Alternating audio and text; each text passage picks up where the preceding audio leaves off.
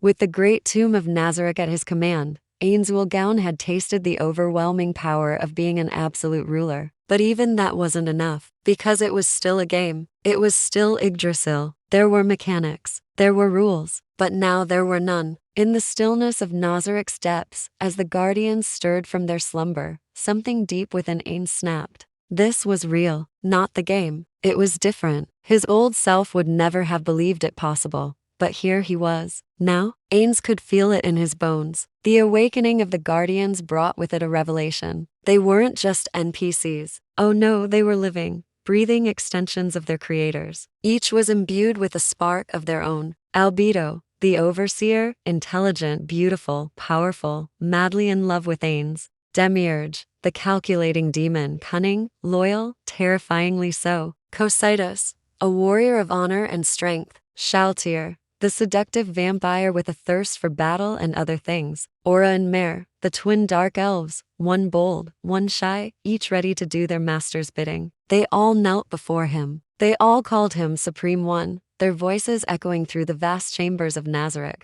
And Ains, despite the shock, kept his composure. He couldn't let them know the truth. Behind the skeletal mask, his heart pounded against his ribs, a drumbeat of fear in his undead chest. He was anything but supreme. He was terrified, but he couldn't show it.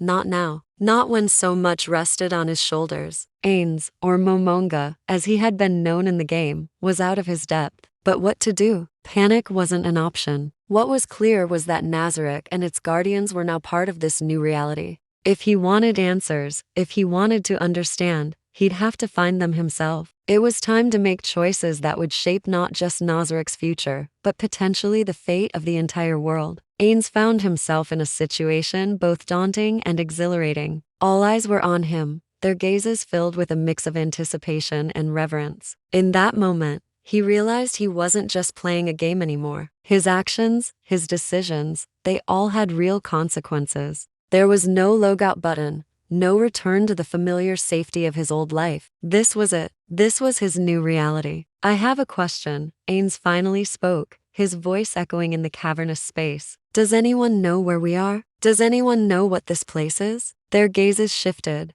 their expressions unreadable. It was Albedo, the ever-loyal overseer, who finally answered. My knowledge banks indicate we are still within the great tomb of Nazarick. However, she paused, her voice laced with uncertainty. The parameters of our current reality are unknown. A chill ran down Ains's spine. Even Albedo, with her vast knowledge, didn't know where they were or why they were there. Suddenly, a booming laugh echoed through the chamber. It was Demiurge, the ever-enigmatic demon. How intriguing, he mused, his gaze fixed on the ceiling. It seems we have been thrust into the world of our own creation. How fitting. We created this world, Ains asked, his voice barely a whisper. Demiurge nodded, a sly smile playing on his lips. Indeed, Supreme One, you and the other Ainsworth members poured your hearts and souls into this realm. It is our masterpiece, our legacy. Ains felt a surge of emotions. Was this real? Were they truly responsible for creating this world? It was too much to comprehend. Cocytus, the ever-stoic warrior, spoke up. The reason for our sudden awakening remains unclear. However, he continued, his voice resonating with power, we must focus on the present. Our Creator, our Supreme One, is at our side and we shall follow his lead. Ains nodded, surprised by Cocytus's unwavering resolve. Then, as if sensing his thoughts, Shaltir, the ever-alluring vampire, leaned closer. Her voice was a silken whisper in his ear. You wish to know more about this world, Supreme One? I can help you uncover its secrets. She looked away, a hint of sadness in her eyes. After all, it is my pleasure to serve you.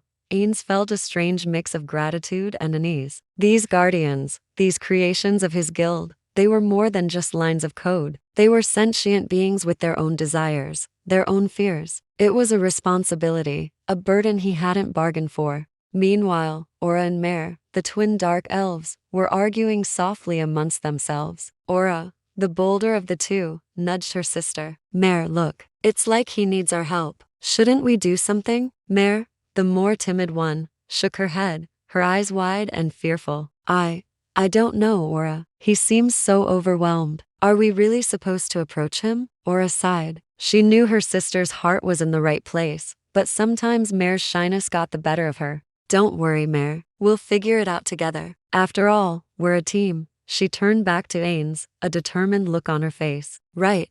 Supreme One, we're at your service. Ains couldn't help but smile. Despite the gravity of their situation, these guardians, with their quirks and flaws, reminded him of his old guildmates. They were a motley crew, yes, but they were his crew. And in that moment, he realized he wasn't alone. He had friends, companions who would stand by his side, ready to face whatever challenges lay ahead. And Ains had plans. Nazarick might be safe, but it wasn't enough. Ains decided it was time to take action. Ains turned to his companions. I want to see what lies beyond Nazarick. I want to understand where we are, what we're facing. A determined look had settled on his features. Sebastian, you will accompany me, along with the Pleiades battle maids. The rest of you, stay here. Guard Nazarick. If anything or anyone threatens our home, deal with it swiftly and mercilessly. As the others nodded in understanding, preparing for their respective tasks, Ains couldn't shake off a growing unease. Something was amiss. It wasn't just the strangeness of their situation or the mystery of their surroundings. No, it was as if an unseen presence was watching them, gauging their every move. Taking a deep breath,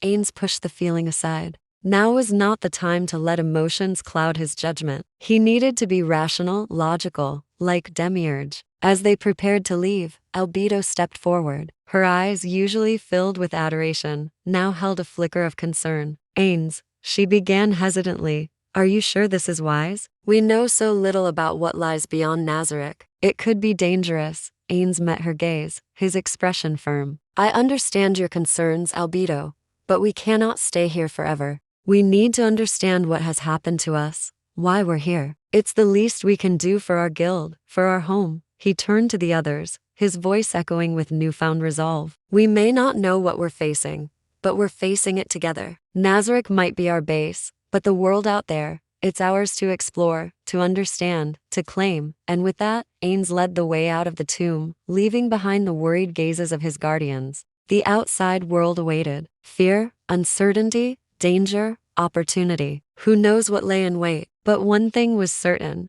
Ains and his companions were ready. The era of gods and men was coming to an end. From this point forward, only Ains should remain,